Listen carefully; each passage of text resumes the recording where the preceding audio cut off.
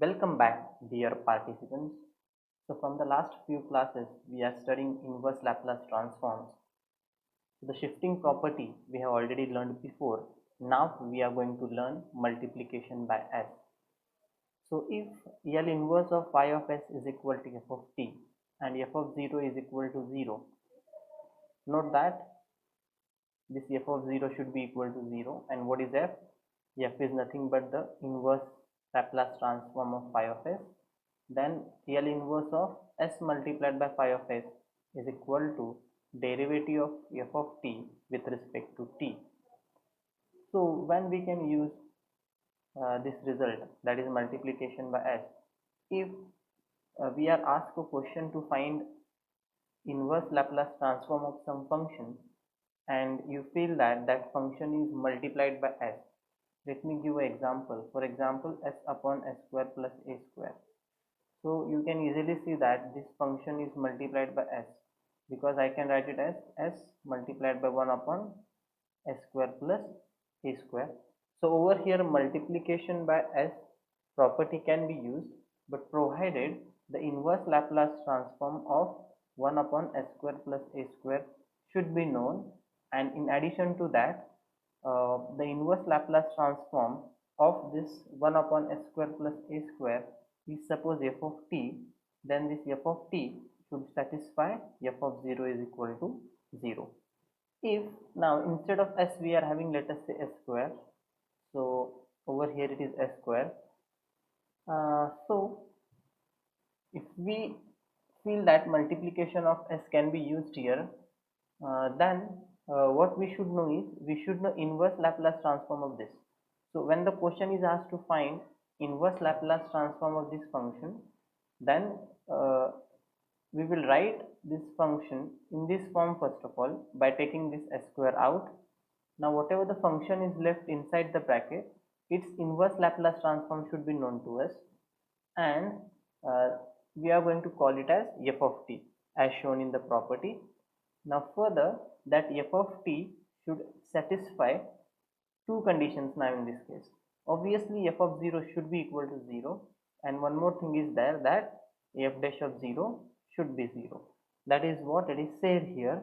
So in general, uh, if L inverse of phi of s is equal to f of t, then L inverse of s raised to n phi of s is equal to nth derivative of this f of t, but provided f of 0, f dash of 0 and so on, we are going up to what? F raised to n minus 1 of 0. Now what does this dash indicate? This dash indicates derivative of f. So what should happen is f of 0, f dash of 0 up to f of n minus 1 of 0 should be equal to what? 0.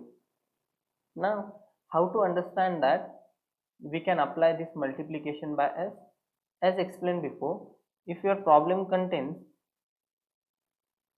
s raised to something, obviously, so if your problem is somewhat like this, that find inverse Laplace transform of s raised to something n is there, and we are having some phi of s, and this inverse Laplace transform of this phi of s should be known to us, and that inverse Laplace transform we are going to call it as f of t. Now that f of t should satisfy this condition. So if your given example is containing, let us say, s cube, then we need to verify that f of 0, f dash of 0 and f double dash of 0 should be 0, because we go up to what? F n minus 1 only.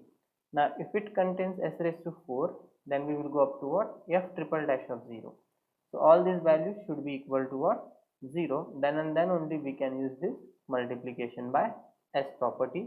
Now let us see a few examples on this, then you will get the idea. Yes. So as you can see in this example, definitely we can see that this is a problem of multiplication by s, because we can write it as s square multiplied by 1 upon s minus 2 cube. Now the question is, do we know the inverse Laplace transform of this? And the answer is yes. But knowing this much is not enough.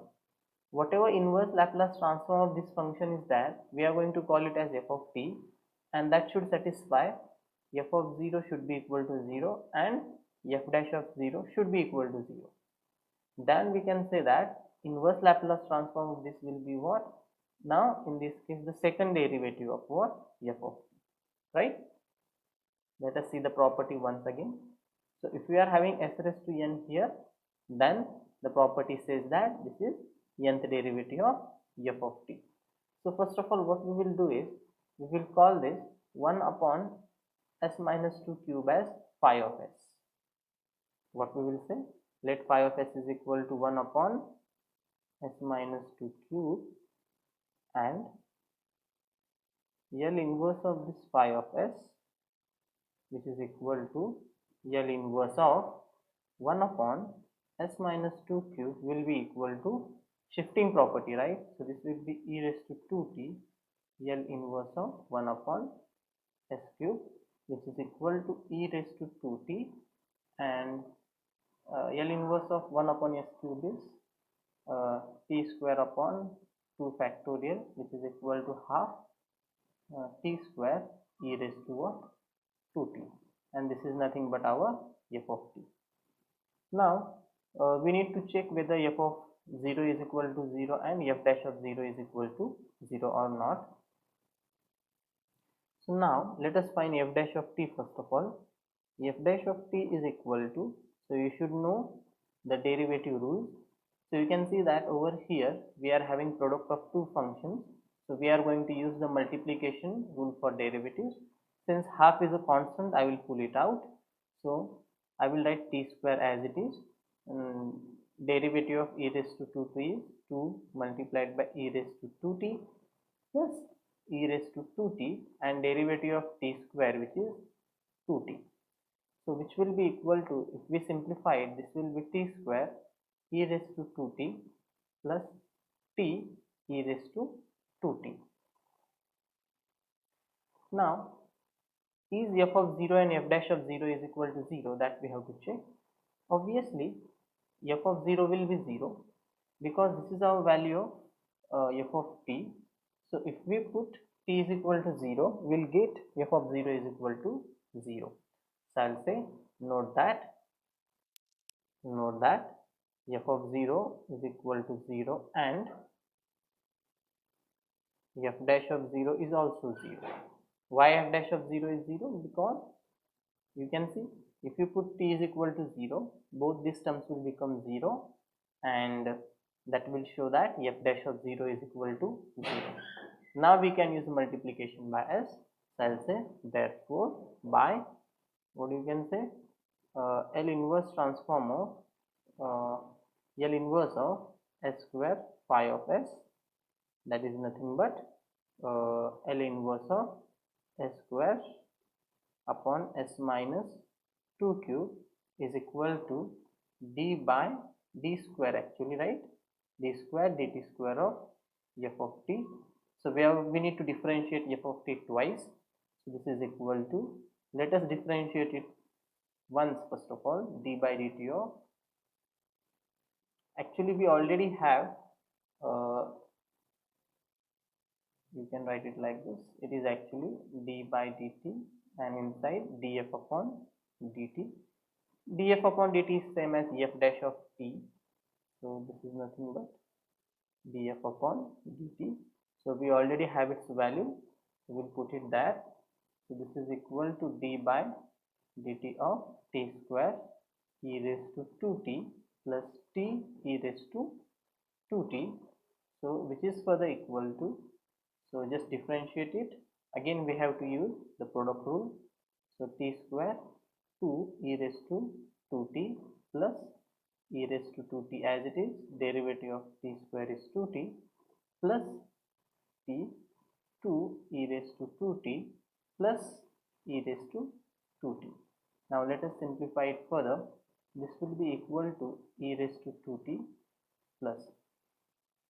So you can see over here you are having twice t e raised to 2t. Over here also twice t e raised to 2t. So it will be 4 times. So I'll say 4 t e raised to 2t, and plus this will be 2 t square e raised to 2t.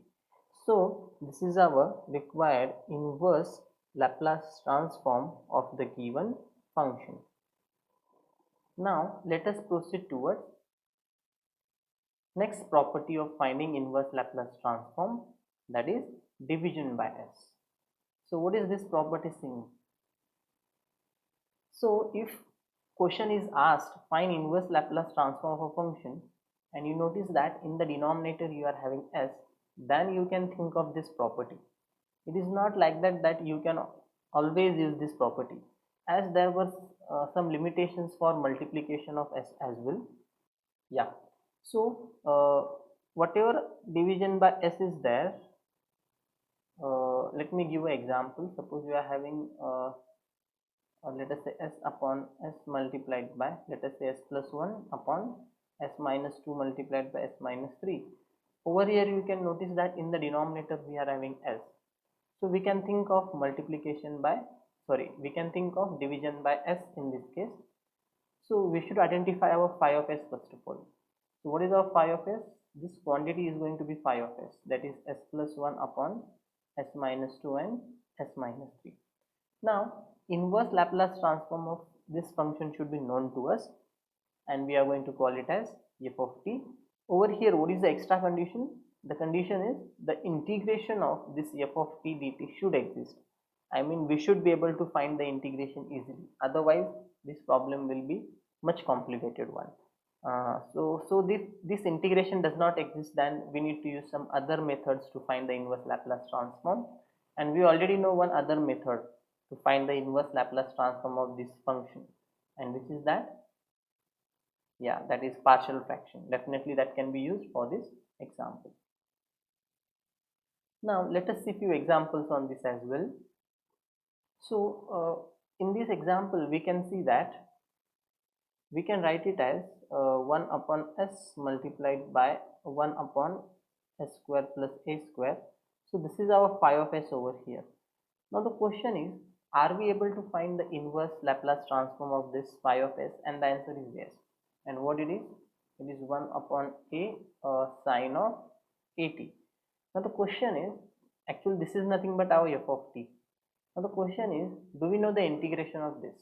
And the answer is yes, because 1 upon a is a constant that can be taken out, and we already know the integration of sine at, isn't it? So we can easily do it. So no issues. So we can use division by s in this case. So let me just write this property in a proper way. I will increase one more step. How can you further write it? Further, this can be written as integration 0 to t. What is the value of f of t? It is L inverse of phi of s. So this will be equal to integration 0 to t L inverse of phi of s dt. Yeah. So consider this L inverse of 1 upon s square plus a square, which is equal to, so this will be equal to what? Integration 0 to t L inverse of. Now let us try to understand what is phi of s. So just notice one thing, you forget about this s, and whatever is left, that is nothing but our phi of s, and that appears here, right? So in this particular example, what will be our phi of s? We just forget about this s, isn't it? So this will be integration 0 to t L inverse of 1 upon s square plus a square dt. So which will be equal to integration 0 to t. What is L inverse of this? It is 1 upon a sine of at dt. Now that 1 upon a is a constant, can be taken out. Integration 0 to t, which property we have used? By using the property division by. Okay. Yeah. So integration 0 to t sine of at dt. So this is equal to 1 upon a. What is integration of sine? Since derivative of cos is minus sine, so integration of sine is minus cos, right? So minus cos at. Now what is derivative of at? that is a, so we need to divide it by a, right? And the limits will vary from 0 to t. Put the upper limit, put the lower limit. So this will be 1 upon a minus cos at. I will take this 1 upon a outside, so it will be 1 upon a square. So if I put the upper limit, I will get minus cos of at. So minus times minus cos of lower limit is 0, so cos 0. This will be equal to 1 upon a square. So minus and this minus will be plus, and cos 0 is 1, so it will be 1 minus cos of 80. And this is nothing but the inverse Laplace transform of the given function. Now let us move towards next problem. Yeah, third problem, right? So you can see that this is also a problem of division by s. So I'll say consider, which is equal to integration 0 to t. What is inverse Laplace transform of this shifting property, right? E raised to minus at L inverse of 1 upon s cube dt. This will be further equal to integration 0 to t e raised to minus at, and L inverse of this will be t square upon 2 dt. Now that half can be taken out, so half integration 0 to t square e raised to minus at dt, right? Now since we are having a product of two functions and we are finding integration, we will think of this LIET, right, which we have already studied before. So this is algebraic and this is exponential, so this is already in this order. So let us recall what is by parts. We need to use by parts here. So integration u v dt is equal to what? U integration of v dt minus integration of derivative of u and integration of v dt, and outside it is dt again. So this by parts can be used. So first of all, what we will do is, first of all we will integrate this and then we will put the limit of integration. Okay, so this is equal to half. So what is the integration of t square e raised to at? So this is my u, you can say this is my v. So t square as it is, integration of e raised to minus at will be e raised to minus at upon minus a minus integration of derivative of t square is 2t multiplied by again integration of e raised to minus at, and outside it will be dt. As I told you before, we will put the limit of integration later on. So again we need to use by parts. So this will be equal to,